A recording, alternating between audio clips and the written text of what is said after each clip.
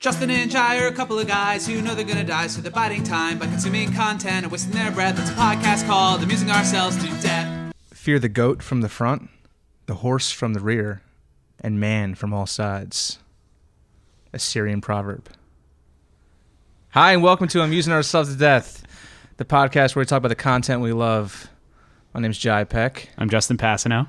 With us today, we have a very special guest. CJ Schmied. CJ Schmied. Yeah. Welcome to the show. This has been a long time. Yeah. And excited to be here. CJ is an old friend of mine. He's one of my valued ombudsmen for pop culture. When you used to work at Barnes & Noble, I would come to you for suggestions for movies, for books. And I came away a much more culture man than I would have been if I had not gotten some of those recommendations. So, right back at you, man. So thank you for letting me bother you at work all those years. Yeah, a super transactional relationship. You know. Would you often be like very busy at work, and Jaya would come up and try to talk to you, and you'd be like, "Please get away from me, I'm busy." Is that sort of thing, or? No. Okay, so it worked out. It was never that busy. That's true. Barnes & Noble in the 2000s. Someone to talk to. Yeah. A lot of walking around. Just don't ask each other what else we might be doing with our day. Yeah. Just keep it very surface level, very pleasant. So we invite you here to talk about a favorite show of ours, the HBO original show Luck, which aired technically from 2011 to 2012 because they did drop the pilot episode like in the end of December of 2011, excuse me. And then they, like about a month later, they started airing the first season. Remember that? We were here. We were watching it together. Yeah. It was like, out after it'll give you a month to rewatch it just to figure out what the hell people were saying. Exactly. I was about to ask why they did that, but that's smart because I could have used that time. Yeah. Just kind of like a promotional thing. You know, they were still looking for their next big hit. This was, I believe, the first season of Game of Thrones had just aired. Maybe earlier that year in 2011. It was 2011. Yeah, it was like they were getting into blockbuster territory at that time. Dustin Hoffman, Michael Mann directing, David Milch. We got some things to say about David Milch.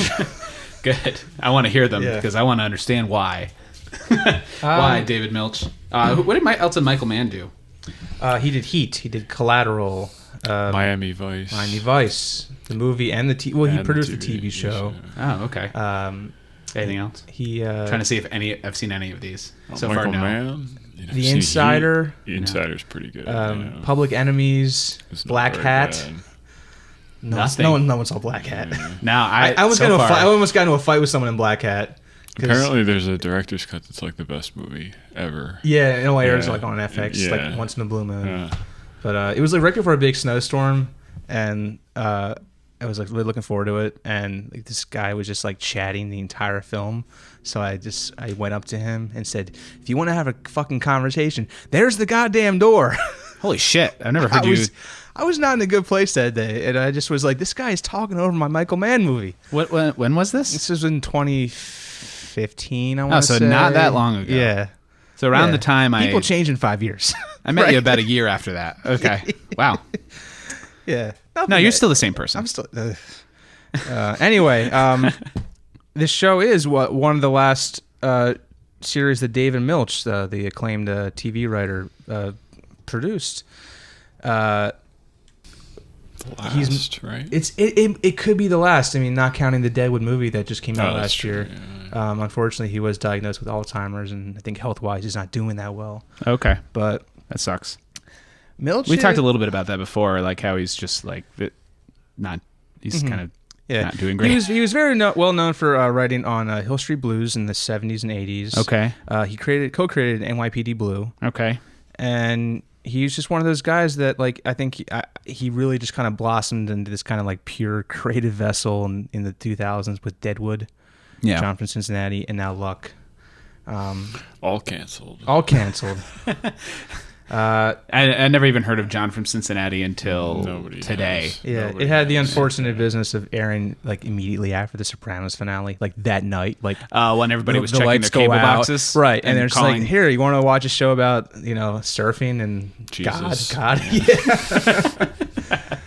Because when I think of surfing, I think of Jesus.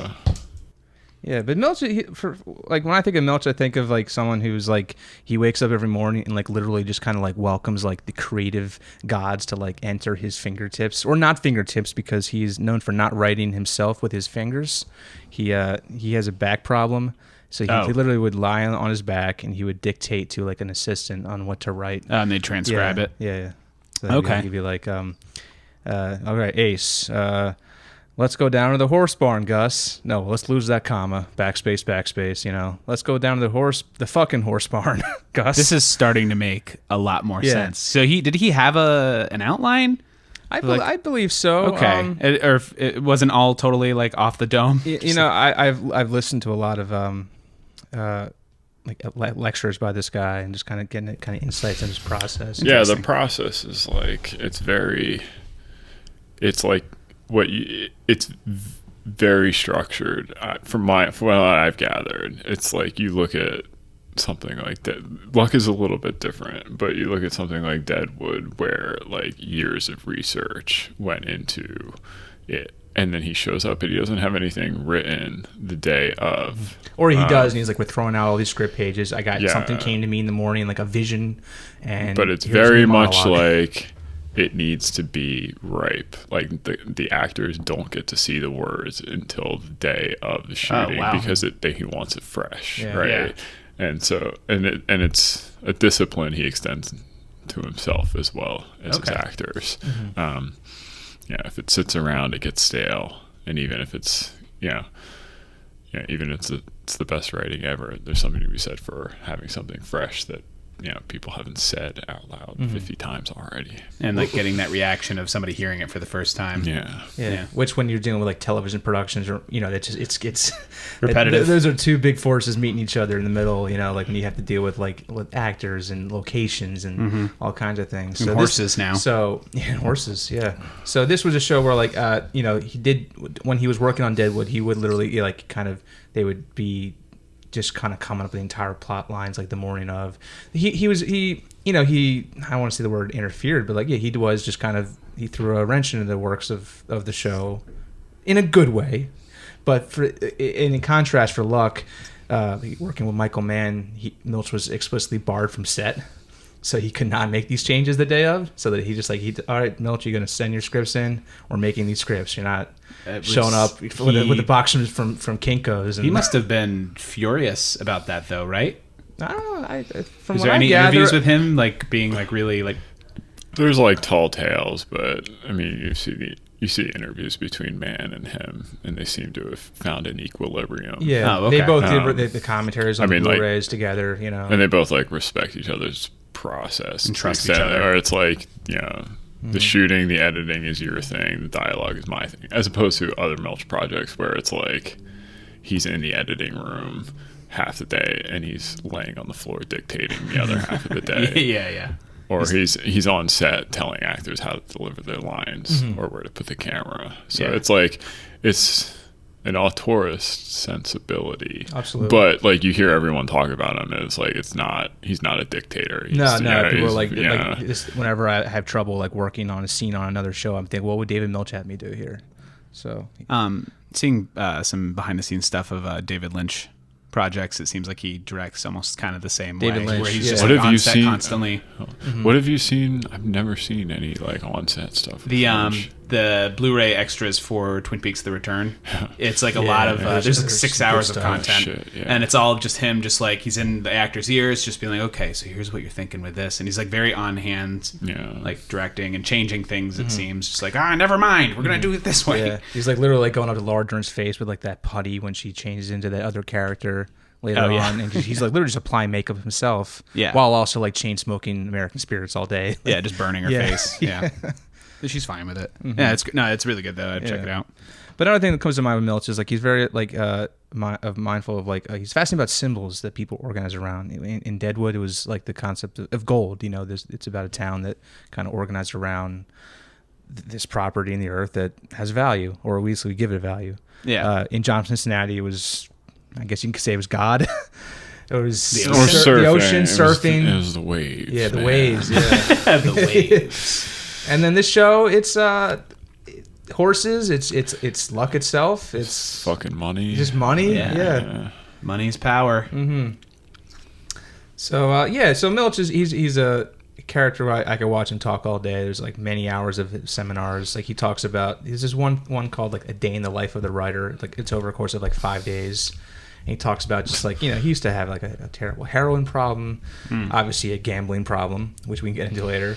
But he went to Yale the same year as George W. Bush. He was like in the same class as Bush. Oh, okay. Yeah. One of them graduated. Yeah. And there's like a story where he got expelled because he got high on LSD and like found a shotgun and like fired at a cop car. And so Jesus. And then he got a job on Hill Street Blues. So all right, that worked out. As one does. Well, he taught at Yale too. He taught at Yale. Yeah, because he was Robert Penn Warren's. Robert Penn Warren's. They worked on an anthology together, and so I guess you can get expelled and then teach at Yale afterwards. Just come on back. It's fine. Yeah. Well, it's just an open door policy at Yale. So you guys mentioned that you saw this together for the first time. Like, what were your initial reactions after watching the pilot? I need to watch it again. Yeah. with subtitles this time. Okay. Yeah. Yeah, Milch, he does have a syntax that he likes to use. He does. It's maybe you could call it Yoda-esque, or he just looks for different ways of just having people talk about things, and that's not conventional. The easy go-to is like it's Shakespearean. But there's a precision. I mean, it's not like wasted words. Oh, not at all. Like not every single word is weighted. Mm-hmm. The weird thing about Luck, what I remember is the first time is like after having like not memorized Deadwood, but know Deadwood reasonably well. Mm-hmm. I was like struck by the compression of the language in Luck. It's like Deadwood's very verbose, right? Like it's like the profanity is much more expansive in Deadwood than it is in Luck. It's there in Luck, but it's not sort of a primary means of expression, right? Yeah, less shoutings of cocksucker, motherfucker. And like, the Dustin Hoffman character, man, a few words, but or the Nick Nolte for that matter too. It's like much, there's a lot there, but it's much more subtext than I think in Deadwood.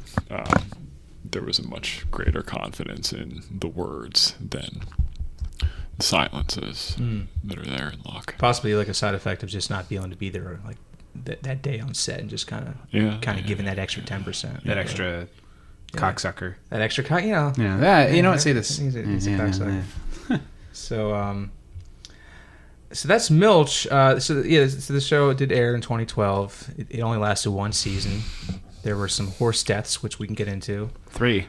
There were 3 horse deaths, but this was one of the shows where I just think of like what could have been. This could have been one of the next great HBO shows. It had potential to go far. This was obviously a deep passion project of Milch, someone who literally grew up on racetracks, just going there every day, betting all weekend, flying to Vegas to play poker. For the racetracks. Now is the point at which we say in David Milch's more recent years, putting it in not a schoolboy's enthusiasm for gambling, but like the capacity to blow $100 million of his own personal fortune at the track. Recently he did this? I think he might be bankrupt. He had to sell he some just property. Sold his, like Martha's Vineyard. He's on like an allowance of like $40 a week from his wife. Oh my God.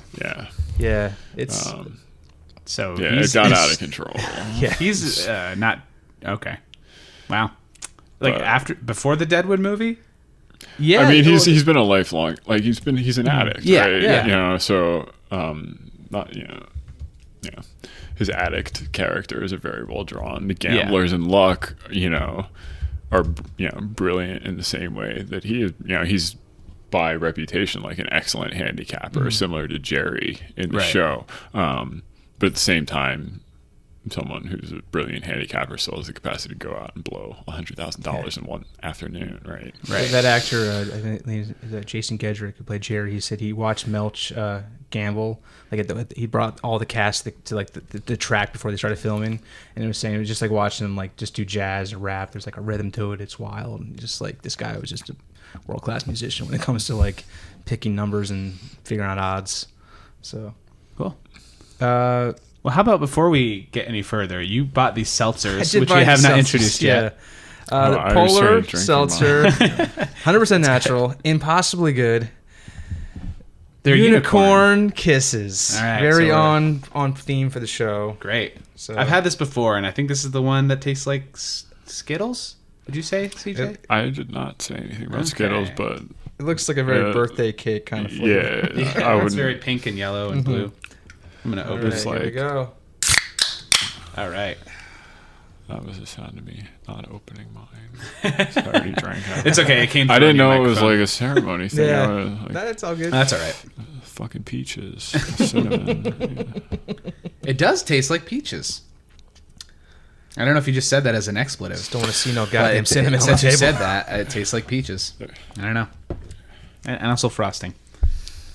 So I kind of, as I was watching, I was taking notes in my. I think I've watched this show all through about 3 or 4 times by now. Okay. So I think this is my 4th rewatch. Took a lot of notes, and I think I kind of have like a loose outline here, but I just kind of maybe go over some. First of all, Justin, you're a newcomer to the show. Yes. You've never seen it before. Mm-hmm. I guess, what are your initial thoughts as like, our audience avatar here? Okay. People who have not seen or heard of Luck before. So I was told, you told me and Nick Nolte told me, not personally, but that the show really starts cooking around episode 4 or 5. And I would agree. The first few episodes, very hard for me to get through because, as we said, he does not hold anybody's hand as far as this lingo and like this track stuff. And when you pitched the show to me, that it was a show about horse racing, I could not have been less interested, to be honest. But I trust you, and the cast is really good. So I just had a hard time locking in at first, but I didn't become invested. There wasn't an episode until I think it was 5, where I was like, oh, okay. Is when Marcus, and we can get into like notable stuff, but specifically the scene where he goes to the doctor and he gets prescribed Valium. And he has that Valium-induced conversation with Jerry. Yeah. I don't know. I was just like, oh, okay.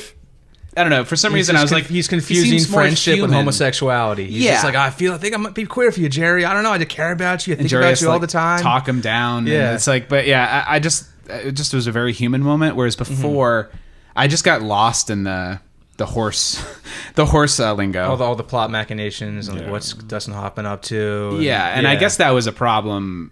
You both said you had to rewatch it to figure out what the fuck was happening. Yeah. But it's a lot of characters. Yeah, I think it's with Milch. I think it part of Milch's. I don't know. I think there's part of the design of it is that there is some heavy lifting that needs to be done by the audience, and that it's rewarded, right? Like it's not like an empty aesthetic. He does just kind of throw you into the deep end. Like here's what their daily routine. Yeah. This world already existed. They have a lingo it is still a little indecipherable just by talking about like how horses are doing or what kind of exercise they're running them through, or just even how the horses are behaving or reacting to things. But it's like with all of his stuff, people who are uninitiated, who I get to watch more often than not Deadwood, just because there's more of it and it's better, right? I would agree.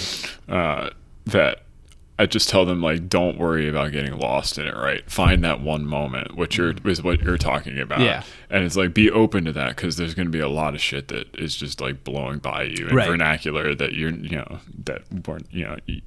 we're uninitiated in it. But when you find that moment, you can start to build out. You got like an anchor in the show. Yes.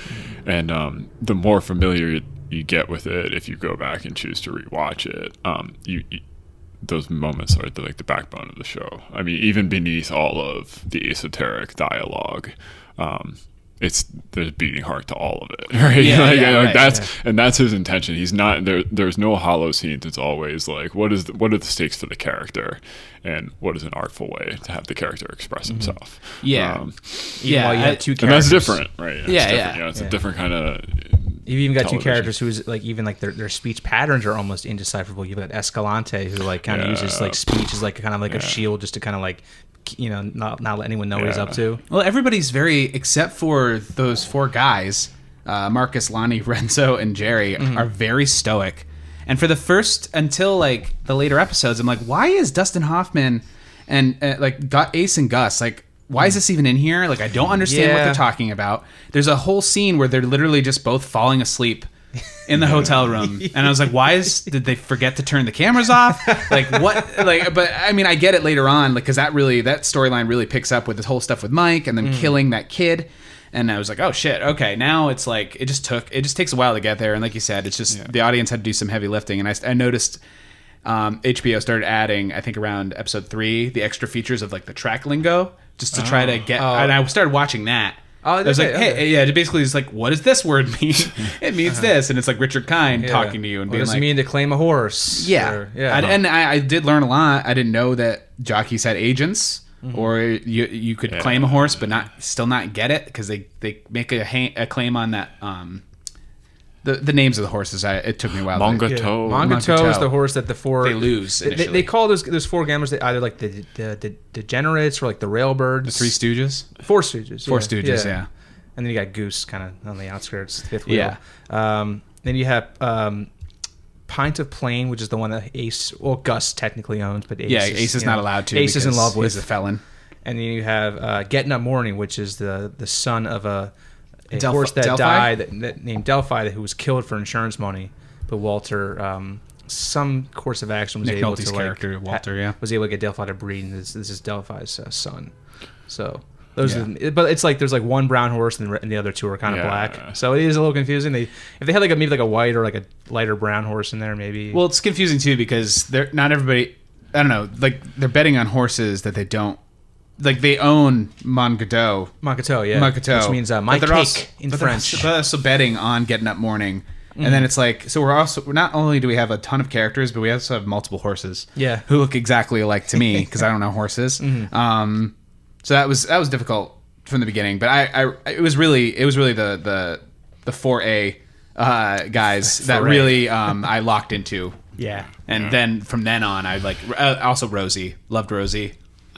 Yeah. She was great. And I think what you're talking about is like part and parcel of all of his work. I mean, Deadwood for the most part too. Like there's like similar to this plot with the Dustin Hoffman revenge saga, which it's like 5 episodes in, you're still like, I don't really know what's going on here. Yeah, they just like got is like he's just trying to make it such a tainted deal, like but with like kind of bringing a casino game into this track that like Mike would inevitably take over the deal, and then Ace would like maybe excuse himself or get pushed out, and then Mike would get arrested and get sent to jail. But it's so obliquely told that it's like, But to your point, it's like he does it in all of his stuff where there's sort of like the background, large, capital H historical plot. In Deadwood, it's like George Hurst comes to town and is basically trying to turn it into his money pit. But within that, it's like the lives of all of these people who are, in the track. Mm-hmm. In the track, in Luck, for all intents and purposes, it's sort of like this, capitalist super location where, it doesn't. It ostensibly should not give a shit about any of these people, right? Like it's there to take their money. Mm-hmm. It's like a big slot machine. Yeah, they have no control. So for me, my way in between, or trying to make sense of the Dustin Hoffman character, and maybe like postulating like where the show would hypothetically have gone, is like, is this guy invested in humanizing the track, making it a place, as opposed to like the casino that they're talking about turning into? Is that just his ruse to screw Mike over and then turn it into a flourishing track? I don't know. But he also has a genuine love for his horse. Exactly, that's what I'm saying. At the end of one episode, that was in the barn. As soon as that started happening, and then he's also seeing that woman who runs the retired horse farm for inmates. Yeah, Claire. As soon as that, he started to open up as a character, and I was like, okay, I can see this. And there's some more comical moments between him and Gus. Whereas before, it was just they're all talking about somebody who's not in the room, and they're talking in code, even though it's just the two of them, and it's like, what's happening? But like the extent of like you find out the big grudge is like a car ride where he's talking very obliquely about his a fucked up drug deal from 3 years ago. And it's like, it's pretty tough to follow. I mean, but it's like the whole character is like the whole plot basically, or the big capital P plot. Right. And that is like almost like the sweatiest scene in the show where it's like they're trying to explain what happened with like how he went to jail, but he's like, they both know what happened, but they're just saying out loud to themselves. Yeah. So let me get this straight. There was a drug deal, and instead of his, it was not a drug deal. No, it was. I believe it was a. They said a co-op or some kind of like a house that his grandson was living in. His grandson was living in, but I think maybe Ace owned. And then Mike was like, "Hey, let me store all my drugs here."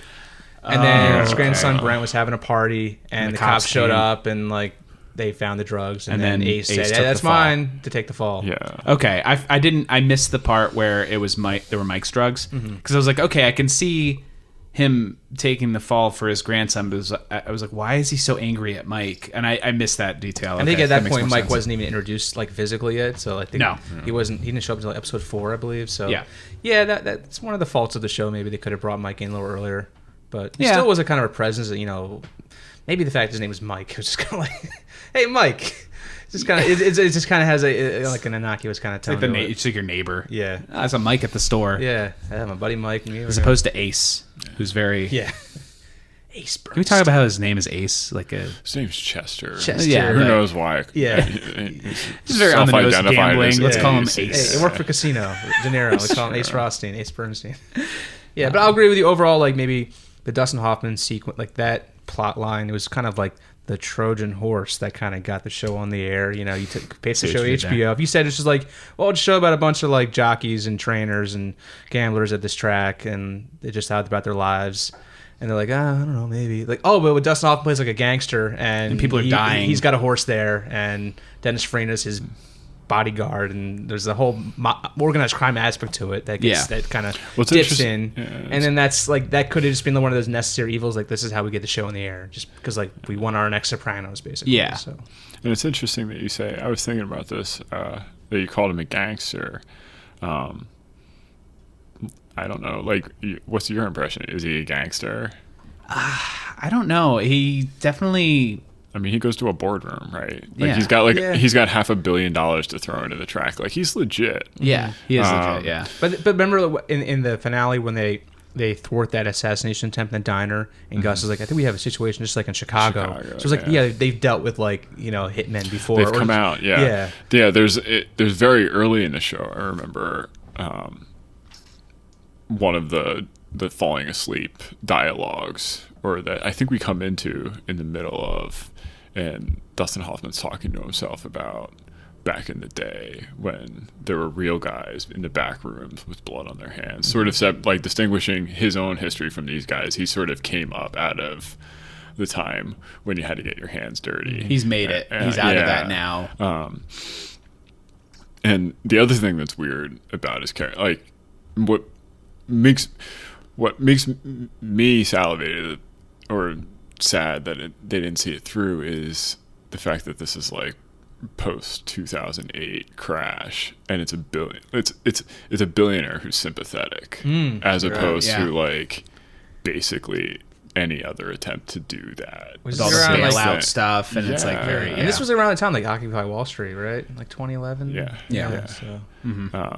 I mean, compared to something like Succession, which I haven't seen, but I've heard it's like a pretty sardonic portrait of the 1% of the 1%. It's a funny show. I mean, it's written by guys who did like Veep and Peep Show. But we're both big fans. It does make rich people seem more sympathetic. It's like, maybe their lives are pretty difficult. Oh, it must suck being rich sometimes. Well, specifically having a father who's a monster too, and then adding like, they have all this privilege, but also they're miserable. I don't know if you heard after this, Milch had a pilot of a show called The Money, which was also going to be basically, from what I understand, Secession. It was a big media family empire show. It was going to be like a Rupert Murdoch Brendan kind of thing. Gleeson played like the Rupert, father figure. Oh, okay.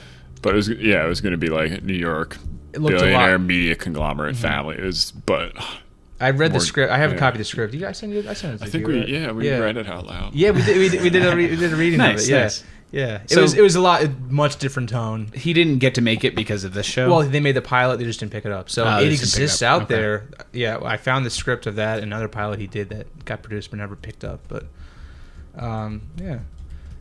So I kind of got about 12 like just laundry list items of just like key moments that really spoke to me. Okay. I can kind of breeze through them really quickly. yeah. Let's do it. The horse races, just the way they were shot, you know, the combining just filmmaking methods like slow motion, just the camera angles cutting to people cheering them on. The What was music. your favorite The one? music, my favorite one, I got two. Well, We can only pick one. There's only like it's got to be the Derby Day, the finale. It's their first race with Rosie, and it's like her big profile race. And there's that one shot where like the horses are coming down the track and it's slow motion, and then we keep cutting to Escalante. And he's like, not yet, and then cut back and there's still slow motion. Like he's not yet, and then the music is a song by Tony Joe White. It's called Elements and Things. Just it kicks in. This is kind of guitar riff, and then he just stands up Escalante. He's like, now you asking for his run, and then it's just something about that just sends just shivers down my spine. I don't know if it's the combination of the music or just like the technique of the style. Just everything we've seen, just building up, you know, like kind of also just like good for Rosie in a way.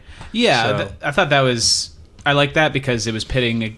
I don't know, because it's pitting two characters that I come to like against each other. Where it's like, oh, okay, so it's either their horse or their horse, and I like both of them, and I want both of them to win. that was the second horse. That was the second race. Oh, in that I'm sorry. episode. That's with, that was with Pineapple Plain and Getting a Morning. That was Okay. that's what the $1 million horse. Another is. Escalante. Yeah. Escalante was training two horses: Pineapple Right. Plain, Ace's horse, and then Moncato, the gambler's horse. Gotcha. Okay.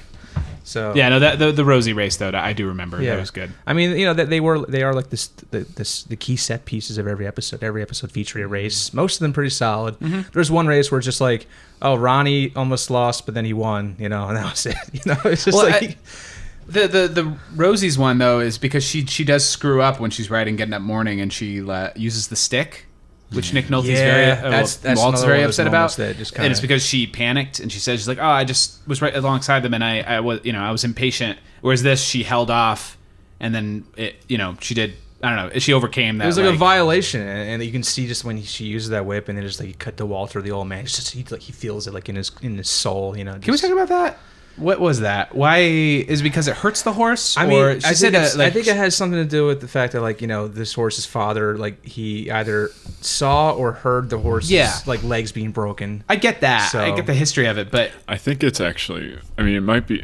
Yeah, I see that. I think it's also. He says something after the fact, like you have to teach them how to race the race they're in, and he was basically telling her before that particular race, like you don't have to. You just let it ride. I mean, the thing's going to kick in the final stretch, and you're going to be good. The fact that she went to the whip, I would imagine it's a conditioning kind of thing for the horse, so that in the next race, when they come out of the final turn, if you don't whip it, it's not going to go, as opposed to them trying to facilitate this natural blossoming process where the horse is learning how to run the races, and you only have recourse to the whip when you need it, as opposed to when it's going to get you a record. that's what I thought, because she was like, I'm afraid I've ruined it. I don't want to ruin the horse, and it's like I wasn't sure if that's what they were doing. Yeah. Okay. I can see it both ways, though. I mean, like Nick I Nolte's just like- like there's it's just like bloody it's like history. we don't have Yeah. to be cruel. You know, this doesn't have to be a cruel. I mean, it already is, just inevitably. But if we can avoid violence towards these beautiful creatures when we can, we should choose that route instead. Right. Do you have a favorite race? Oh, a favorite race? I would say I want to rewatch this. I want to rewatch the first 4 episodes, but I liked the one where the horseshoe flies off, because that's the last thing I expected to happen, and it clips that one horse's leg, and it's pretty horrifying. But then the fact that it keeps running, and Escalante's like, it's still running, and he still, I think he wins it. Yeah, I he think so. fucking Yeah. kills it. Yeah, that's the first race for the Dustin Hoffman horse. Yeah. Yeah. And everybody's like scared at first, and then they're like, "Oh shit!" And then just the feel, like it's weird. You watch it more than once the whole show, and it's so weird how they manipulate your emotions during those. Because my favorite race is actually the first one that Nick Nolte's runs in, where he there's a rhythmic quality, like it cuts back and forth. You're talking about the way it cuts back and forth between Escalante and Rosie in the final one. You're talking about the way what they do with the sound in the one that you're talking about with Hoffman's horse, it's like it gets clipped by the horseshoe, and then like it just stops, and you just hear the crowd. You hear the crowd. You hear the clops. There's of the no horse. soundtrack. Yeah, and it's just like it shit just got real, and it's gonna blow. And it's like exciting to watch. And the one with Nick Nolte, it's like they've got that beautiful violin track in the final stretch. And you see like Nick Nolte's like weeping watching it. It goes to slow motion. He's like slamming the binoculars in his hands. He's like clapping. The camera's just kind of like with the same pace, him. with the same stride of the horse, like the whole rhythm of it's just like, I remember that. And it's like, and that's like I think the 4th episode or so. And at that point, like I don't even know. I remember watching that the first time. I was like, I don't even know what's happening. I'm crying. Yeah. No, totally. Yeah, it was around that. Yeah, because that was around the time of the show where it pivoted for me. It was just like, oh, okay. Like you said, I just had to I'm the kind of person I feel like I need to understand every little piece of something so I can get the most out of it.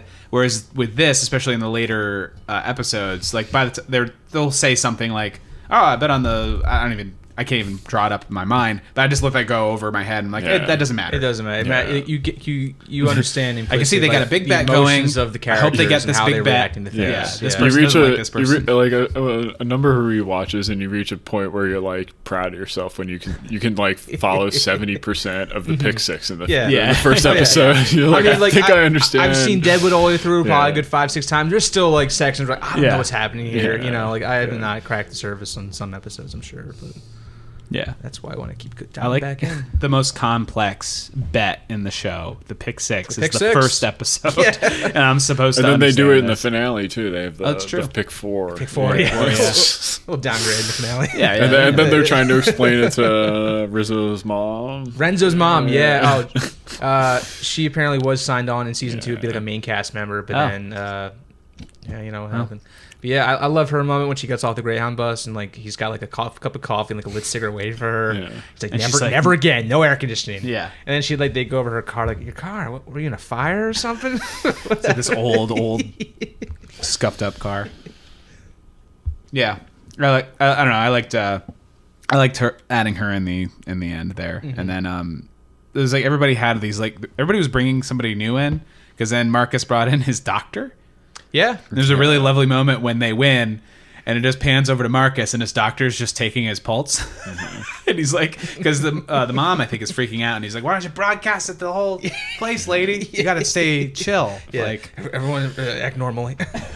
And they ask the doctor, like, did you place a bet? And he's like, no, I didn't have time. Jerry's like, don't worry about it. We got it. What are you talking about? Yeah, of course. They go down the bug and they put like a $500 bid in for him too. Yeah. It's like $20,000. Yeah. They're scumbags, but they're the nicest fucking people in the show. Like, this is their lives. They don't have jobs. They just go to this track every day, or like a poker den somewhere in Chinatown, and we're talking to other key moments when they go to get Jerry when he's like about to. That's after the race with Rosie, where like she like kind of gets stuck in the gate coming out. And then she makes a comeback. That's the race I'm. That's the race talking about. Yeah, because it's like everybody's sitting around. They're just like the stammerer is sitting there, and he's just like. It's just quiet. Like everyone's just like aware that they've just witnessed something. Yeah. Even the bug remember Leon, forever. Like, he's like jogging somewhere, but he just like stops and he like feels something in the air, like something grand has just happened. Not for that, and Milch does this in all of his stuff. I mean, you probably picked up on it, but like every episode is one day for the most part. There's one episode that's 2 days. You're right, but I believe they all end with like Dustin Hoffman about to go to sleep. But he likes that frame for each episode. But and he has moments that he locates, like I guess the Nick Nolte one, the earthquake was a big one, which we haven't talked about. That led to one of my like that moment after like Joey. He's like in a terrible moment, like he just like he almost tries to kill himself, and then the bullet misses because the earthquake. That's probably one of my favorite moments. He's getting stitched up in the hospital, and his stammer is just gone, and he's just like reintroducing himself to the world. Like, my name is Joey Rathburn. Yeah, and takes out the collar of his shirt. Looks like a machine wash cold, dry. It's like clean reading the menu. Yeah. And then it just comes back. Yeah, it comes back, but not in full force. Like it comes back because Ronnie is giving him shit. Right. Yeah. And stress induced. And I think it's one of the weird ambiguities of the show that, I mean, it's like so easy, like it's so stupid to be like the show is about volatile moments where like something happens and it's this show is about what people do in response to that. That's essentially like what all fiction is sort of about, but it seems to be that he's built the architecture of this one out of particular moments like that with Joey, where he's trying to impart something about him getting over the stammer and then it coming back, or for that matter, like the whole, I mean, you can do it with every character. The whole thing with Ronnie being a drug addict and basically getting them out, even though like he goes to AA for like one meeting and then he's like blowing Valium and he's getting back on the mat, and it's weird. It's it's a very not satisfying way of approaching human lives, where it's like you have the high moments and then like he always seems to just like throw in like that fades, and you need to recognize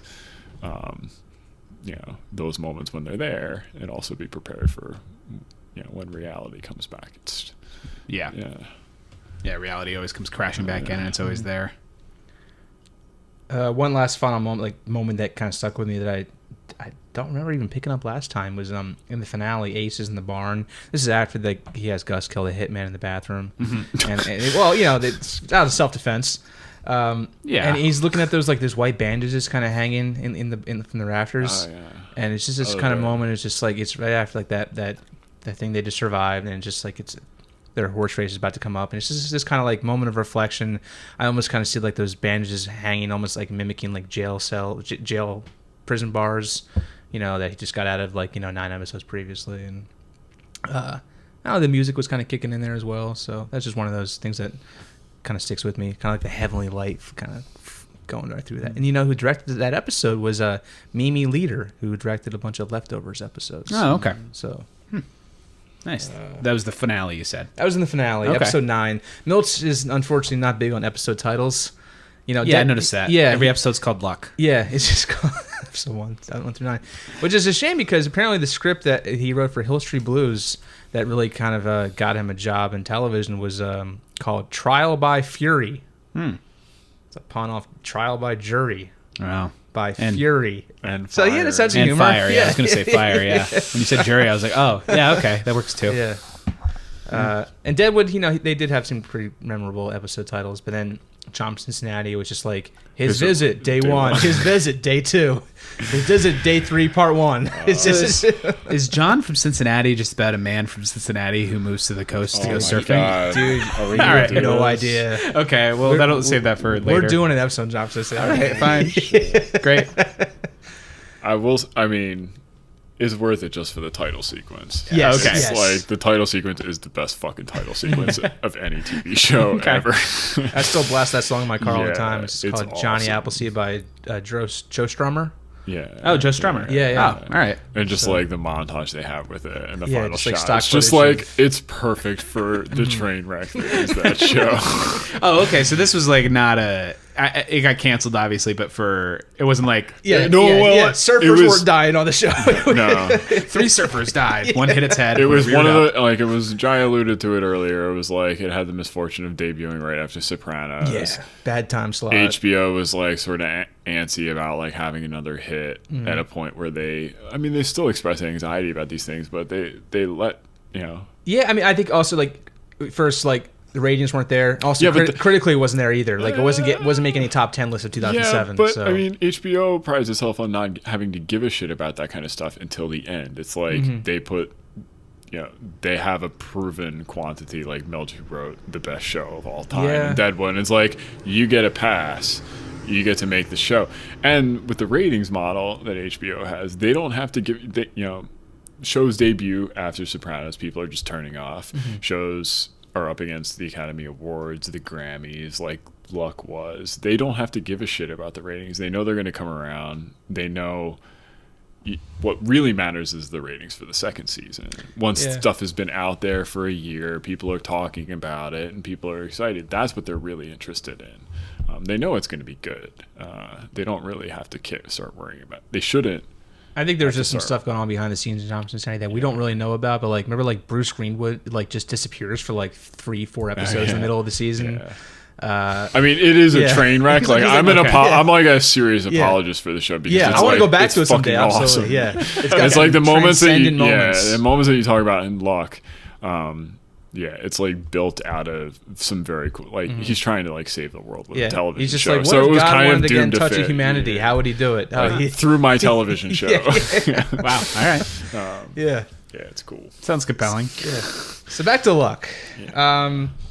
I have a few category about like where did this show falter? We talked about like the organized crime plot with Gus and Ace. I'd go so far as to say the female characters are pretty weak. Yeah, you just had the Dr. Joe veterinarian, Rosie the exercise girl. I mean, Rosie's good because you have a charismatic actress. Yes. Yeah. Right, who speaks the lines well. She's very innocent, very just like about the horses. Yeah. You know, like much like Walter is. You know, cares about him, and I think she's the only jockey we see who's like talking to the horse when she like leads it into the gate. It's like, oh, it's gonna be okay, and I don't know. Yeah, she was just like. I had her and Jerry to lock into, and that's all I had for a few episodes. I was like, okay, well, I could use more Rosie right now because. And then she later on went on to play like Iron Man's like AI assistants after Vision escaped. Or oh my god, remember? Like she plays, she plays like the voice of some Siri-esque character. I don't even remember that. Somebody out there does. Someone's yelling at their device right now. Freaking out. Yeah. Another moment, like the whole thing with Lonnie, and it was turned to insurance agents that like were trying to kill him. That was a little like I don't know what that was. That was weird. Yeah, I was Lonnie was kind of like take him or leave him of the four guys too. It's sort of like the guy who they don't know why he's there. Right. Yeah, but he did bankroll their pick six. The initial pick six, tickets, yeah. But then he also tries to buy a horse on his own, so he's kind of out for himself. Yeah. And then, Justin, I'm sure maybe this is you would point this out, but the one race where they played your favorite song of all time, "Shipping Up to Boston" by the Dropkick Murphys. I was like, "Is this happening again?" When was The Departed? That was in 2006. Okay, so they should have known better. At this point, it was practically a joke, and I think. And she's Irish. Well, at least they didn't like have the lyrics. It was just I was waiting for it. Yeah. My leg. That was it wasn't a point where I rolled my eyes, but I was like, "Oh, really? This is happening? All right, okay." So I thought this was a HBO quality drama, prestige television. No. Okay. That's what I said to myself alone when I watched this. I watched this with my friend Kim. I had a friend visiting from out of town, and she was like doing some work on the couch while I was trying to watch the show, and. She's like, "What's happening?" And I was like, "I can't even begin to tell you." But I would say that that was a weird moment, and really the only stuff that was like where I felt it faltered was it just took too long to get to Ace and Gus's deal, and it's like even if they had just made it a little bit more clear what was happening, I was like, he wants to buy the track to turn it into a casino, and I'm assuming to screw over Mike, but then I missed that small detail. Of the it was his drugs, so it's like that makes way more sense. But like a little longer, if you stick with it, everything kind of comes to light as far as that goes. It's just getting to that point was just it's like God. how much is gained by having like sort of it indirectly alluded to for the first couple episodes. It's like, okay, I'm learning how these guys are. They're keeping it close to the vest. It works, and it works better than coming out in the first episode and being like, "Oh, he's got a grudge." I'm gonna get those guys that done me dirty. Yeah. But I mean, they kind of like made an effort with like the Nathan Israel characters, kind of like an audience surrogate, like kind of bringing them into their inner circle. Yeah. But even then, they're just like, they fucking kill him. Yeah. Answers a question with a question. Yeah, that really took a turn because even the point where. Was it Lonnie with the women who gets like blackjacked? Yeah. I was like, oh, there are consequences to this because I was like, is this going to be the whole thing? They're just making bets and and then that happened. I was like, wait, what? I was like, I didn't think he was really in danger. I thought, but then I was like, then he had like his skull fractured, and I was like, oh shit. And the stuff with Jerry was, I thought that was good. So I don't know. As far as where it faltered, I don't really have anything else. I don't think. Dustin Hoffman's love interest, Claire Lachey. Yes. I mean, again, she's just kind of like a one-note character. I mean, he had more chemistry with his horse than her, honestly. Yeah. And maybe if he'd set up the webcam to watch her, it would have been more romantic. But you know what? We'll never know. No, that was weird. Yeah, I think just the women in the show really didn't have a whole lot to do besides Rosie. And it's weird because you watch Deadwood and it's like the best. Yeah, you got Calamity Jane, you got an amazing Kim Dickens' character. Yeah, and they're all they're all Milch's inventions for the moment, with the exception of Calamity Jane. Right, yeah, they're all Trixie. fictional characters, and there's just like a range of humanity. Yeah, compared to this, where it's like the doctor is pregnant and she's not. Right. Claire Lachey says something she has like that one line when they go to dinner, and it's like all that could be, and it's like, and then they don't even explain what it means to Dustin Hoffman. I read the script for Luck. There's a version, like an early draft of the pilot script, and like for like the character of Rosie, he just describes her as exercise girl, and then the character of Dr. Joe Carter just vet. So I'll come up with these names later on set. So your name's Joe, by the way. What do you think your character would be named? Yeah, it's strange that.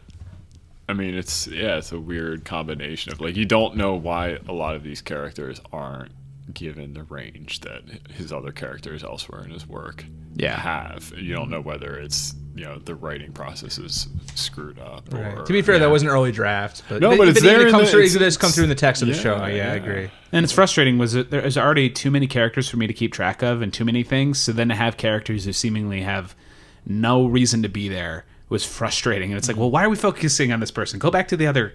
Go back to Jerry. Somebody else. Like, what's happening? Yeah. So, I see you have most compelling characters. Yeah, I think I touched on this. This time around, I really just kind of locked into Escalante. The trainer who gambles, or a gambler who trains. Man from nothing. Yeah. Very much like Deadwood. It was like, it seems, these self-made men coming up in the American dream. Yeah, I even noticed, like, as the season progressed, like, he starts out wearing, like, that red windbreaker, but then, like, kind of the halfway point, he starts, like, dressing more like, I don't want to say like a man, but just like he does like a wardrobe change. He has like a vest. Or it's like a vest, like a brown sports jacket. Did they have his initials on there, or the symbol of his? Good chance. In the background of some of the barn in the stable sequences, you just see like a TE for Turbo Escalante, like on some like utility boxes and stuff like that. But and the whole thing they do with language with him, what you guys were talking about, with just as a way of making people stop asking him questions, like using the Spanglish as a way of just like getting himself out of conversations he doesn't feel like having. Don't call me, I'll call you. He does have one of my favorite lines. Your horse is good. He's talking about that kid Eduardo who just kind of like just starts hanging out. Becomes his son. Yeah, he becomes a surrogate son. And he's like, and he says, he's referring to the kid as, he's like that monkey on the bike that likes chocolates. In the movie, he crosses the moon. It's like talking about E.T. The monkey on the bike, he likes chocolates. Yeah. I just know he just keeps getting roped into these things by, I think, mostly Joe. Like she, wasn't there another moment where he's like she gives that woman the money to go to Mexico, and he's like, you know what you gave her? It was a disappointment, or you manipulated her grief. And it was a weird relationship. That was like the whole Eduardo thing. It's like that. Eduardo, the kid, shows up the episode right at the moment she's about to say, like, we need to talk. Like, I'm pregnant. She doesn't get to have that conversation until the end of the episode. Meanwhile, Escalante has like the first caring for another person day of his life, and it's like very on the nose for Milch. It's weird. He's always on the nose morally, but that one was just sort of like, it was weird. I don't know. It was part of the whether or not you buy this relationship between the doctor and the way it was set up was just like his uncle was just like, hey, you want to talk to him? It's $10. I'll be back to pick him up at 3:00, and it's just like it was like, is this planned? Like the kid wanted to go there, I guess, but then his uncle just I don't know. I mean, they showed it was a little sweaty. The image of him as a kid. And I think, obviously he saw himself in the kid. And he's like, if you ever need anything, come to me. We all see ourselves in children, right? Like, you have so much potential. Just don't fuck it up. It's a lot of pressure. Tell your nephew that? Yeah, pretty much. No, okay. Don't be like me. Join a sports team. I'd say Nick Nolte, too, is my favorite character in the show. Yeah, I could watch him talk to himself all day, which is basically what the show is. That's a common Milch trope, where you just have a character who's kind of monologuing to an inanimate object, or somewhat a person or a character. I mean, a piece of life that can't talk back. Well, at the end, it seemed like he was talking to somebody who wasn't there. It was a specific person. I don't remember. I didn't write it down. But the moment he's alone in the stable, and I think it was the last episode. Yeah, like after. Yeah, I think I don't know if he was talking to like the colonel in his mind, or if he was talking to, I don't know, but yeah. Yeah, he's been having that conversation with himself for decades. Mm-hmm. Right. And he's like definitely showing signs of senility or psychosis too. Mm-hmm. It's like really sad because the guy's like he's a legend. Like everybody, he walks into a room and everybody talks to him. Mr. Smith, Mr. Smith. Yeah, and it's like Nick fucking Nolte. Yeah, is that guy. That moment where Rosie takes the horse all the way and he panics because he's been trying to keep it a secret. Mm-hmm. And then that one guy's like, do we even have a photo of Walter Smith? Yeah, right. It's like, yeah, it's funny. Yeah. I didn't really get that he was trying to hide it, but I guess there were, I don't know, he was afraid that people would like take the horse from him because he lost Delphi. He said while he was sleeping, like they killed the horse. That's, I was looking to get people's impressions on, so that story is sketchy, right? You mean in terms of his part in it? Yeah, he contradicts himself a few times in the telling of it. Oh, really? I didn't know. Yeah, it's just like he's like in one rendition of it, it's like he heard that the sound of horses, branches breaking. But then like later on, like other iterations of it, he's like, I was asleep, I didn't know what was going on. Yeah, I thought I was awake, and it's just sort of like it's that.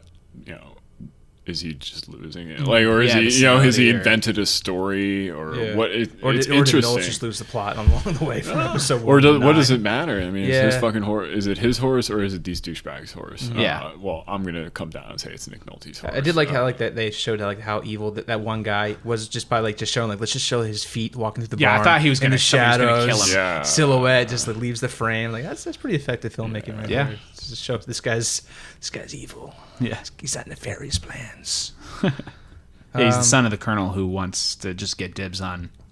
I think he's a representative.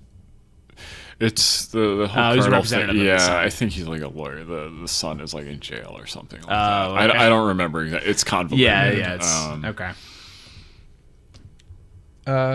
Let's see. Yeah, he calls him like the representative, the horse killer. So I don't think he was. Oh. Yeah. I noticed this recurring theme of dialogue that frequently mentioned monkeys and apes and gorillas. You could put a monkey on that horse. Yeah. He also Justin Hoffman calls his grandson was the hair. He says like a baboon or something. Baboon. Joe's talking about Gus buying the horse like a monkey business. Oh, gorilla business. Also, all the when everybody's watching the horses and they take like the close-up shots of everybody watching it, everybody is just like The one guy's just eating his brochure. It's like everybody's an animal. It's like watching these graceful horses and then come back to the humans who are just like win it, go faster. Yeah, it is. Even when Brent, Ace's grandson, shows up at the track and like he's like, go where the people are, and Mike's above and like and he's like a primal primitive scurrying. Just watching these guys just kind of just like they lose all tact and. Well, people are striving for it's the money. Yeah, and just that's what it is. You got these upper class people and these lower class people all melding together into this one area, and it's like one bet could change your life, and it just turns people into animals. But like, what were you going with that then? I don't know. I just something that picked up. I mean, I remember like really thinking about like when he goes to visit DeRossi, the restaurant, and it's just like I got a tape recorder. I'm starting to kind of like lose some of my thoughts. Tape recorder. Did 3 years for you people when he stands up, he like rips his shirt open like he's just you want to like he is King Kong in a way. It's like I ripped my button. My button came off. So I don't know, just something I noticed. Even coming with the Escalante's riff about E.T., the monkey on the bike, with the chocolates. So I think it could just be coincidental. There's only I think it's a primitive. It's a thing to like where it's like these humans are just like money brings everybody greed brings everybody down to their most primal. Kind of instincts, and I think there's a strong contrast with the grace of the horses meeting the human beings. I don't know. That's how I kind of read it. Yeah, and his thing is finding like he's got a really pessimistic view, which you're suggesting about people and money and the way they organize themselves. But at the same time, like in the process of doing that, you come into contact with what you really are, which is just an ape that's convinced himself that it isn't one, right? And so it's like those moments of recognition, like where he falls asleep. Dustin Hoffman falls asleep and wakes up to see the horse just looking at him and him looking right back. There's no, species barrier there. It's just like two things looking at each other. There's no need for any language or transaction or anything. Shakespeare does it a lot too.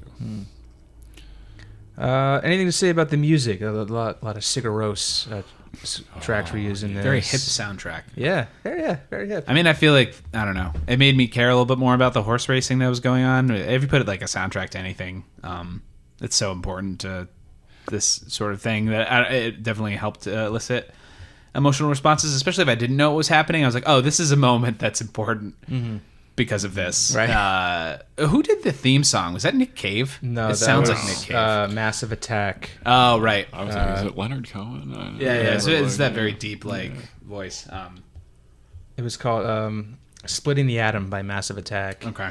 Yeah, I really came to really... I think I initially wasn't a big fan of the title sequence. It kind of was just like, let's show images of gambling and horses and our cast and just... dudes without their shirts on. Yeah.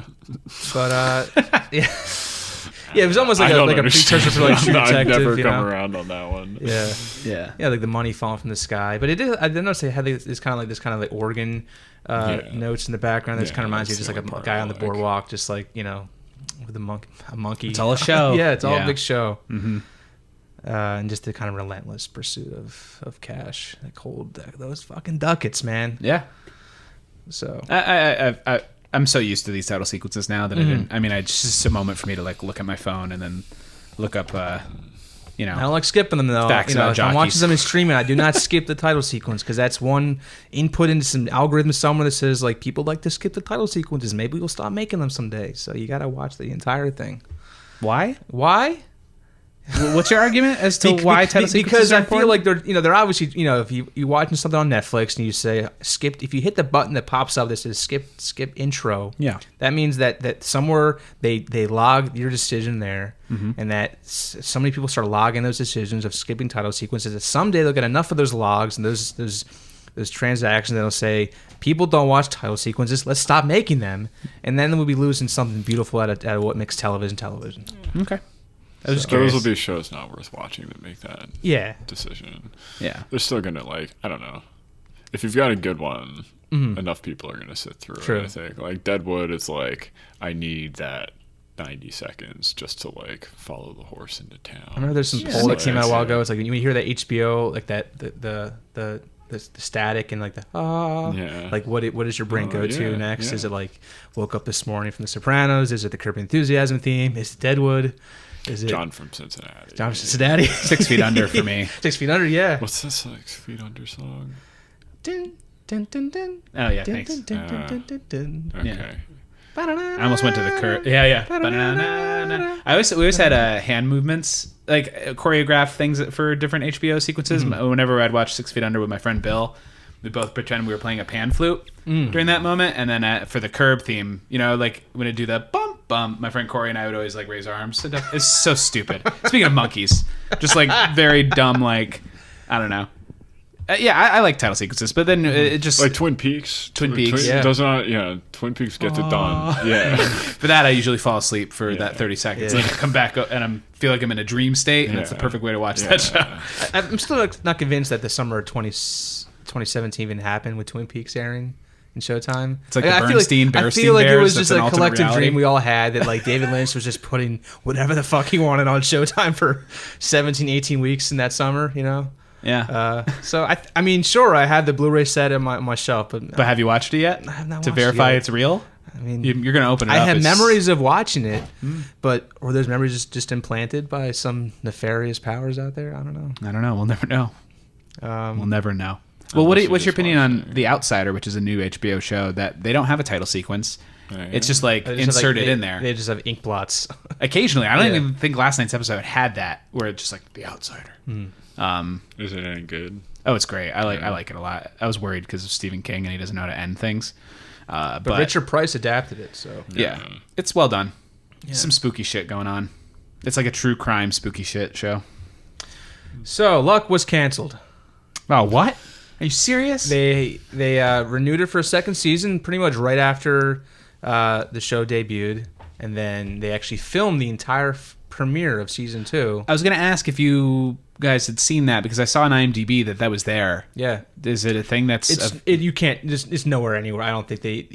Who knows, it's in Milch's trunk. There's some film print somewhere maybe that has the footage, but he gambled it away. They never assembled it. As far as I know, they never put it out anywhere. They probably never will. Well, why would they? Yeah.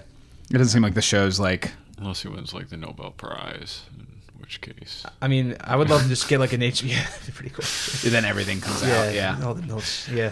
His script adaptation for the PlayStation 3 game Heavy Rain. Oh, yeah. Wait, he did it... What? It was going to be a thing. He signed. I think he did some work on it too. An adaptation. I loved of that game. Yeah, he was signed on. And he's a guy who's just a total Luddite. He was asked I would work on. I'm working on some video game script. You ever played a video game before? And the guy was like, yeah. It's like, well, you know more about than I do then. So here, yeah. I don't touch the technology. Can you imagine? We've seen that image of him writing on his back, just dictating. He just probably plays a game. He's like, all right, go up, down. Yeah. All right, jump here. No, down. Yeah. The other down. Yeah. So there were some horse deaths from the evidence that I've seen. They were. This was a production that was supervised by the American Humane Association. They were doing. They required X-rays on horses. They drug test the horses. They made sure they arrested. They only.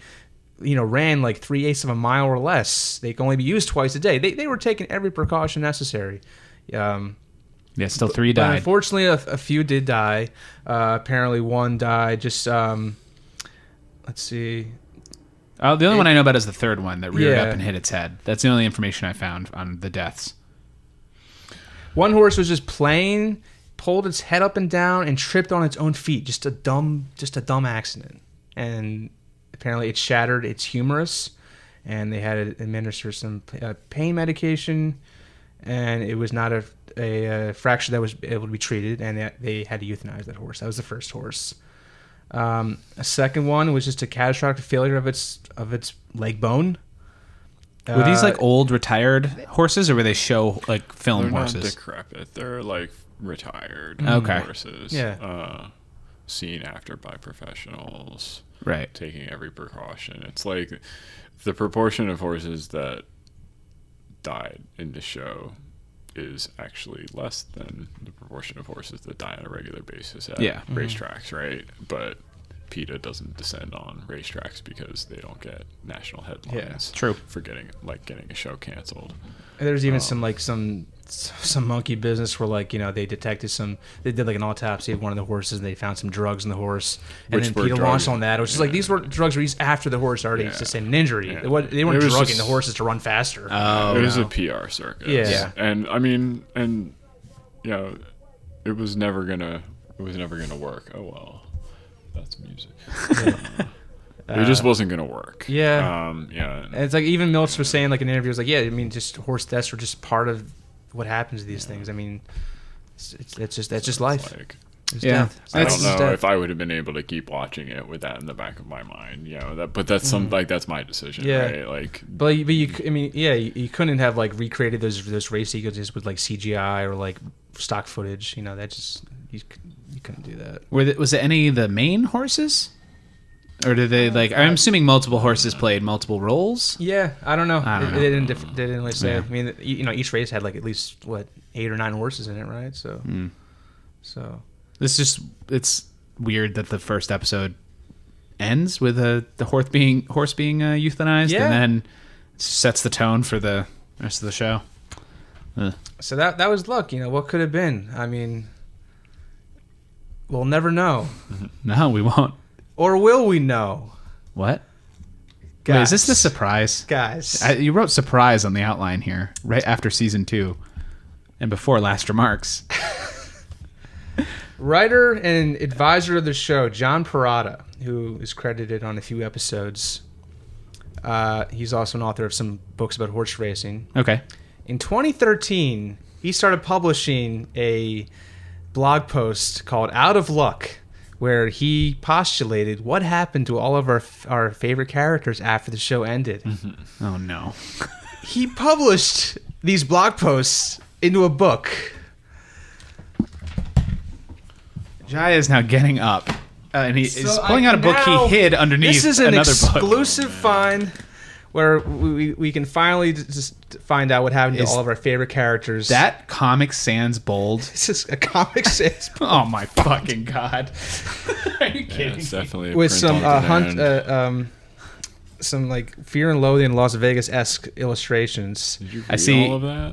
I read all of it, so you don't have to. Thank you. I see each paragraph is broken up by a horseshoe. It's basically, I think that as they were like shuttering the writer's room of season 2, he just like started taking pictures of like all of the note cards on the bulletin boards of like plot points. Oh shit! You know, before any episodes were like they written. could burn them. Yeah, I mean, obviously they filmed the first episode, so you know he had some idea what happened. But it seems like as the what the fuck? This was printed like a week ago. Was it really? I got it off I think it's like a self-published book. It is self-published. Yeah, Made in the USA, Middletown, Delaware, 21 January 2020. They printed this just for you. Today is February 3rd. I like the so 10th person to buy it. Was it warm when you got it? You read all of this? I read the entire thing. It's not War and Peace, but it's still like a lot of. Well, yeah, I read it's the last. Broken up. Yeah, last couple of days. It's a easy read because it's. Wow, did he do the art too? God bless the guy. No, I think someone else did, but God bless the guy. But it's very much just like placeholder dialogue, placeholder plot developments, just like scenes that just last like 3 lines, and just like we'll figure this out later. We'll write this scene better when Milch tackles it. Wait, so what? I was too busy. He took like pictures. I'm just assuming. No, I'm just. I mean, obviously he was. Cards? Obviously, no, I don't know the process, but he just started publishing like what could have happened to these characters, and he obviously wrote on the first season, so he had an idea. Yeah. So I don't know exactly how. If this is, I still don't know if this is actually just legit fan fiction or if he literally has. This is an insight into how the show ends. Yeah. So I've broken up into like character paragraphs of what happens to all of our favorite characters. Hang on, one second here. Renzo's I don't mom. know if I want to know. Renzo's mom slides one tray into the oven as she pulls out another out and sets it aside to cool. Best brownies I ever had, Mom, says Chaz. Yeah, see, Me too, that's says the kind of Bobby. thing. If that's the kind of info we're gonna be getting, I don't know if I need. There are some developments that. First thing what's notable is like they barely described the horse races, so it's like it's just like the horses ran, Rosie won, and that's it. So it's really just like kind of reading just someone's like a very bare bones outline. Do Nick Nolte and Dustin Hoffman ever share a scene together? Which we have not pointed out. Never happened. Oh wow, that did not happen. You're right. Yeah. I believe they might have been in some frame, like the Derby Day episode. Yeah, they were at the track together, but they never exchanged words. Yeah. I can go briefly through all my favorite parts of this. I think you're gonna Use have your to. discretion. Okay. Let's start with Joey Rathburn, Rosie, and Ronnie Jenkins. So all kill themselves. Joey manages Rosie. He gets into fights with Ronnie. By the way, Ronnie's ex-wife shows up and just destroys his car for no reason. And then at the end of the season, Rosie decides to take a racing job in New York City and asks Joey to join him and says, "We'll be sleeping on my aunt's couch in Brooklyn." Joey has a friend named Bird Dog crash on his couch. The cops show up, find drugs hidden. But apparently it's all a sting operation to draw out a corrupt agent that showed bail money to get Joey out of prison when they arrested him for the drugs. It's so convoluted. Rosie also has a rivalry with an evil jockey who ends up evil jockey who ends up whipping her on during a race, but he does it at a blind spot in the curve so the cameras don't see it happen. So she has a whole rivalry with this guy just being a fucking sociopath. So that's really the other thing it has with Joey, Rosie, and Ryan Jenkins. Now, the big one. Us, get Ace, Gus, Claire, Brent, his grandson, and Mike Smythe. So Ace's grandson shaves his beard, gets a suit, starts working for him. They work on buying the track, and his grandson's like, "Hey, Gramps, if you want people to show up, you got to get some ladies in this joint. make it like a strip club." Dead serious. Mike's henchmen, DeRossi and Cohn, they get dispatched, or they just like they're scared of Mike. We're running from him. We want to work with you, Ace. And then Gus like whacks them both somehow. That's Ace, kind of out of character. It's so rough. I don't even know. I don't know if this is actually fan fiction or if this is like just a rough draft that the details weren't really fleshed out yet. Ace and Gus fly to Vegas to meet the other capos, like crime people. It's just some kind of like organized crime convention. And on the runway, after they land, Ace is hit by a truck. Like some pickup truck. It's like a drive-by hit and run. And he spends like half the season in the hospital. And there's one scene where, like, you know, his grandson goes missing. This is still season 2. Gus tries to, like, find his grandson. Grandson goes missing. But then he goes back to the hospital. And it's just like that scene in The Godfather where, like, all the staff has just been asked to, like, step out because we're going to murder this guy. So then Gus has to find... Original. Gus finds a janitor. And it's like, hey, put on this sports jacket. You got to pretend to be a bodyguard with me. And then the janitor's like, oh, yeah, I've seen this movie. Godfather 2. Godfather 2. Yeah, we know it's Godfather 1. Then. That's not it? Claire. Remember Claire? You know, the woman who ran, like, the non-profit organization? Yeah, the very memorable character. Yeah. I remember her. She somehow gets cozy with Mike. Mike, the Michael Gambon British gangster character. What? And she ends up on his yacht.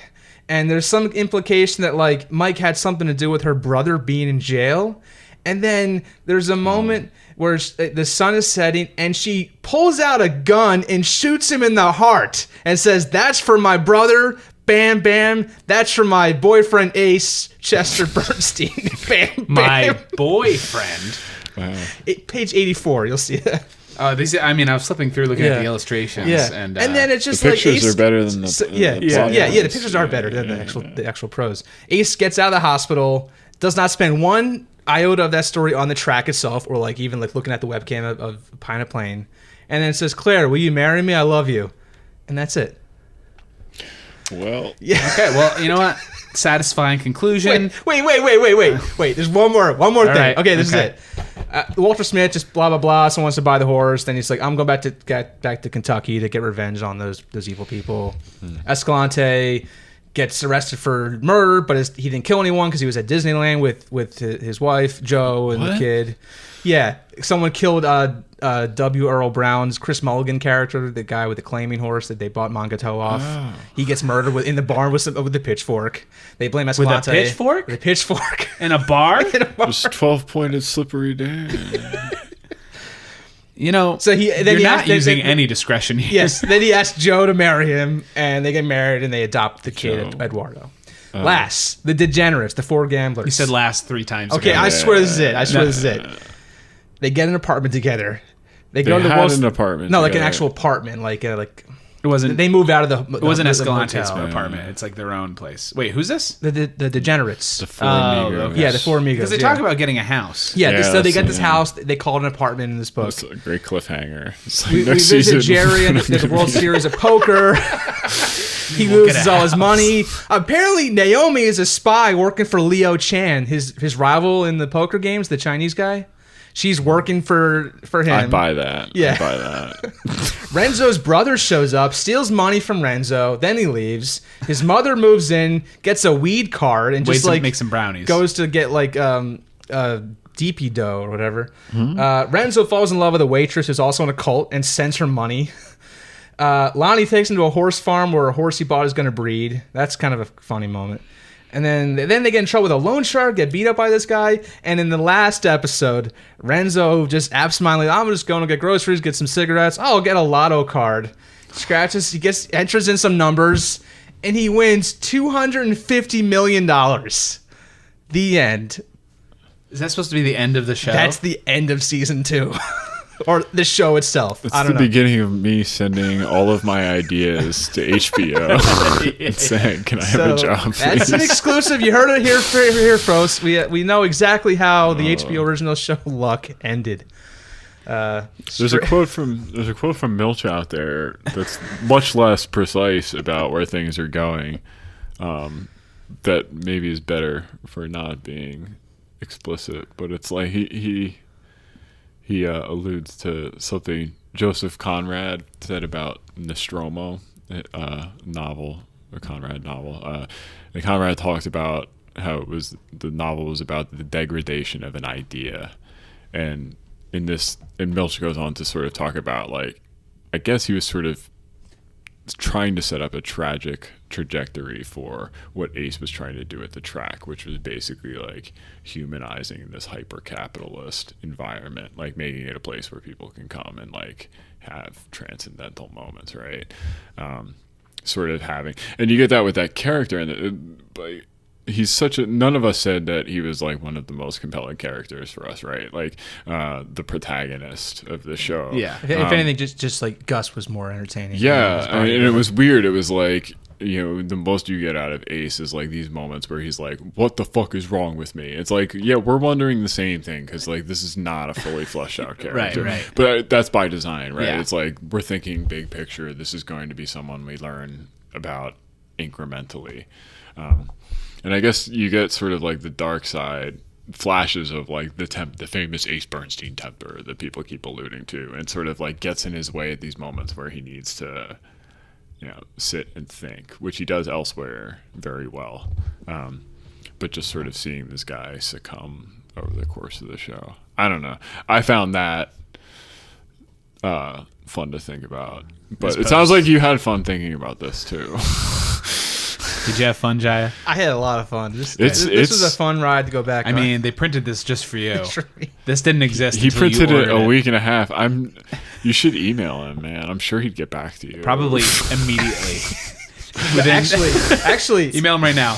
He was just, his name is John Parada. He was just named the vice president of operations at Santa Anita Race Park, where they filmed Luck at in California. Oh, so maybe does that explain why he had access? Yeah, I guess. Yeah, I think he was just kind of like a blogger or a writer in the horse racing world, and he was brought on as like a consultant, and he wrote a few whatever writing means in a Milch show. You know, he might have just helped do an outline or a vomit draft, and then Milch just came in and took it over. Yeah, it's so weird with everybody else gets writing credits on his show. And it's like, you know, he's the only person. Right, yeah. They're I mean, all I can't, his are they words. getting in a room together at all? I don't know, unless just writer. Well, the people get in the room, he's like, you've seen like the Deadwood stuff where he's like, what do you think this person would do in this situation? And someone gives him like an answer that he's obviously not satisfied with. 45 minutes later, he comes up with a completely different answer, and that person who came up with the initial shitty answer gets the writing credit for the episode. It's very generous. I mean, I like that better than like what like Matt Weiner did on Mad Men. He has like co-writing credit on every single episode. Yeah. It's just like, dude, you already created the show. You're already making money. It's like, just let someone else shine with it. Yeah, I like. Yeah, but on the Freaks and Geeks box set, which I see you have. Did you ever read the liner note thing in the booklet talking about where the show would have gone? It reminds me of this, where they talk, like, he just kind of has just like, oh yeah, Lindsay, she ends up like following around the Grateful Dead. She kind of just becomes this burnout, and it's like all the ways they go in the show just would have gone, just sounded just sad and depressing. And it's like, I wish I hadn't known this. That kind of reminded me of that. It's like, yeah, I don't regret reading that stuff. Like it's fun to speculate. I remember like he started posting these on like in 2013, and I was like, at the time, I just like, I don't know, I was like, oh, I hadn't seen the show in a while. I'd rather like rewatch it and then check in on these blog posts. But then they were all taken off the internet. So okay. And I was like, what happened to this stuff? So now he's I was just going like through like the Wayback Machine trying to like find up old archived pages, but I couldn't find anything. But then I saw it on Amazon, and you wrote the book. That's hilarious. I'm happy you found that. I'm sure you've just assuming many people listen to this and are going to watch the show. There's dozens of them. Oh my God, I've got to... I'm sure he's grateful for the publicity. Sure, yeah. A little bump. Give him a death bump. The show, it's my last part in words on the show. I feel like it was a microcosm for the universe. You have these horses, like a planet going around the sun, the track, and characters as just the gods of humanity, just trying to do their best to control, but ultimately beholden to the whims of fate and luck. Nice. I like Richard Kind's character. That's all. I mean, that's my final. I've been seeing way more Richard Kind in the past like year, and it's nice. He's had a big year. I mean, I know this was an old show, yeah, but it's just funny. I didn't see him for a long time, and then he's just been appearing. All of a sudden he's everywhere. And I also like the goat with the big testicles. Everybody likes the goat. Maybe we should end on that. On the goat, yeah. Yeah, the goat. What is your reading of the goat coming back in the finale? The horse, horse loves that goat. That is the final line. It's just the final line. That goat's like stroll right past the horse. I don't know. What does the goat mean? The horse can never get the goat? I mean, it's part of the whole ecosystem of those barns. You know, they have like, you know, the goats wandering around. You got what's birds. the point of the goat? Are the goats there to relax the horses? Do they have a purpose, or do they just happen to be there? I think part of it is all of the people within this, the people, I mean, like not people and animals, but the people ascribe like a superstition to the goat. The goat needs to be there to keep Bernstein's horse comfortable, right? So when the goat goes missing in the finale for the big race, everyone's like, oh, it's like similar to the earthquake thing. It's like, well, can my horse run right after the earthquake? Well, it's like, well, you know, we got to get up, we got to do what we got to do and hope for the best possible shot. So they run the race, the goat comes back, everything happened, the world turned. I don't know. I mean, it's like, it's pretty banal, but it's kind of like, it I don't know, like all of the whole show's sense of wisdom is kind of banal in a way, and I don't know, I kind of like it. I mean, I'm thinking of like this is kind of mapping to The Sopranos, but there's also a similar sequence in season 4. Remember, they spent some time on the racetrack, and there's also a goat in that episode too. The one where I'm trying to talk lightly about spoilers, but stuff with Ralphie. It's fine. Stuff with Ralphie. I won't remember this when I at some point watch it. And it's just like the episode is about like a character spotlight on Ralphie, who was like essentially like the devil. He was like just the worst out of all those guys. And like after the horse barn burns down, there's that shot of the goat literally looking into the camera. So is it just saying like this is like evil personified, just kind of on the edge? You think the goat in Luck is evil? I don't know. That's what you're ending on. Isn't like the devil like have like goat legs or something like that? I think the goat is and controlling really big everything. balls. Yeah. What was your quote that you let off with? Maybe that's better Fear than anything the goat either from of the us front, had. the horse from the rear, and man from all sides. Yeah, the goat from the front. That would fit into your demonic. Fear the goat from the front. In a show that has no traces of the supernatural. Or unless Walt's talking to real ghosts when he thinks he's talking to himself. Well, Mike's pretty evil, but not satanically evil, right. and certainly not possessed by a goat from. I don't know. Maybe it's in here. Maybe it's Season 2. They're all haunted by the ghost of Nathan Israel, just his floating, just disembodied head.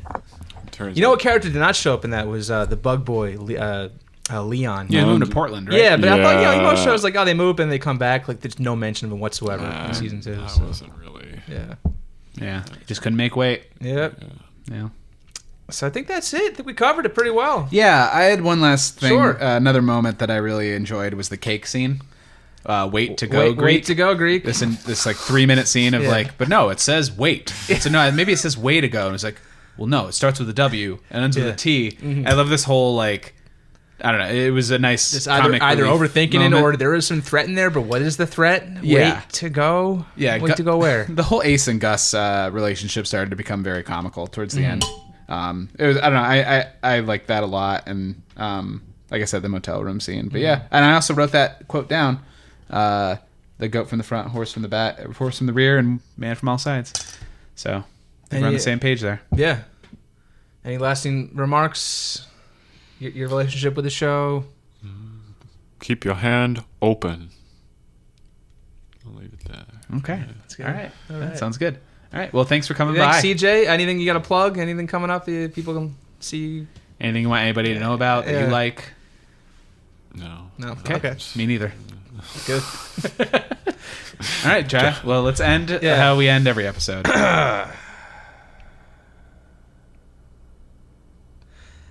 Nay. Okay. See ya. See you later.